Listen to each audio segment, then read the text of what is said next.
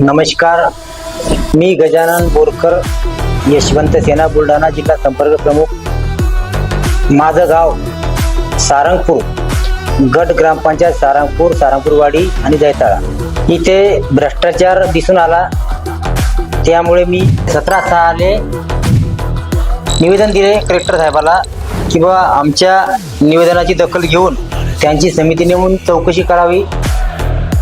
त्यांनी 29 तारखेपर्यंत वेळ दिला होता.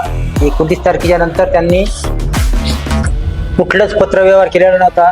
त्यामुळे मी सोनाटी येथे टावरवर जाऊन आंदोलन केले. पाऊस चालू असताना सुद्धा मी टावरवर बसलो होतो. हवा, पाणी, विजा.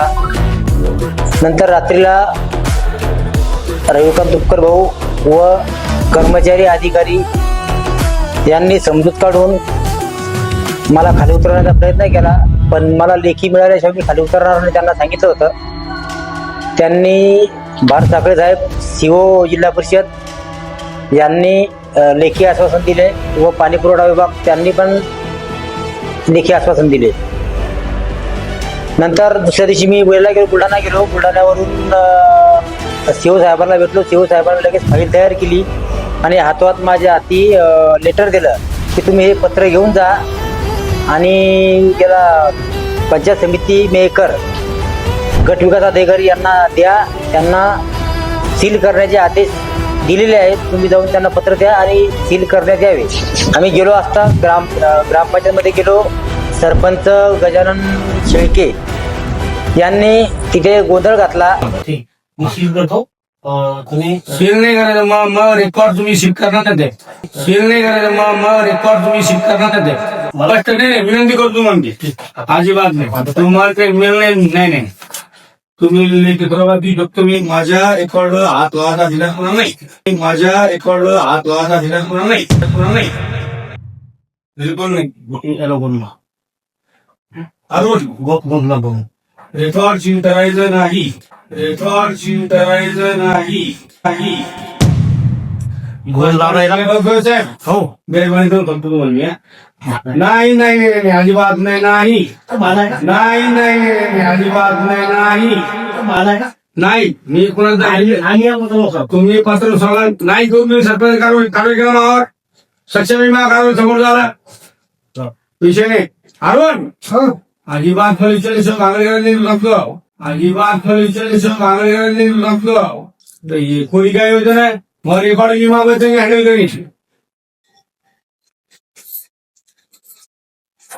एक फोटो तुमचं काय करते रेकॉर्ड आजोबा हातला आंबे मला त्याने समोर रेकॉर्ड आजोबा हातला आंबे मला त्याने समोर घातला. 18वीची भाषा वापरून विस्तार अधिकारी गवळी साहेब तिथून वापस आले. पण माझं मत असं होतं की बा गवळी साहेबांनी वापस यायला नव्हतं पाहिजे, कारण तो लोकप्रतिनिधी आहे आणि हे सरकारी दप्तर आहे. सरकारी दप्तर असताना त्यांनी सील करून नाही दिलं तर त्यांनी पोलीस प्रोटेक्शन घेऊन कामात अडथळा आणला म्हणून कारवाई करण्यात आली पाहिजे होती. पण यांनी कारवाई केली नाही व सील पण लावले नाही. आता पण तेच चालू आहे. तर आता माझं मत असं आहे की बा माझी फसवी केली की काय मला पण कळेना. CO साहेबांनी पत्र दिलं, CO साहेबांचे आदेश पाळले नाही म्हणावं का माझी फसवी केली ती बी सांगता येऊन नाही राहिलं. CO साहेबांचे यांनी आदेश पाळायला पाहिजे. तर CO साहेबांनी आता यांच्यावर शिस्तभंगाची कारवाई करण्यात यावी. गट विकास अधिकारी आणि विस्तार अधिकारी, ग्रामसेवक यांच्यावर शिस्तभंगाची कारवाई करण्यात यावी आणि सरपंचावर कामात अडथळा आणला म्हणून गुन्हा दाखल करण्यात यावा. जर गुन्हा दाखल नाही केला तर मी माझ्या जीवाचं काही बी करायला तयार आहे.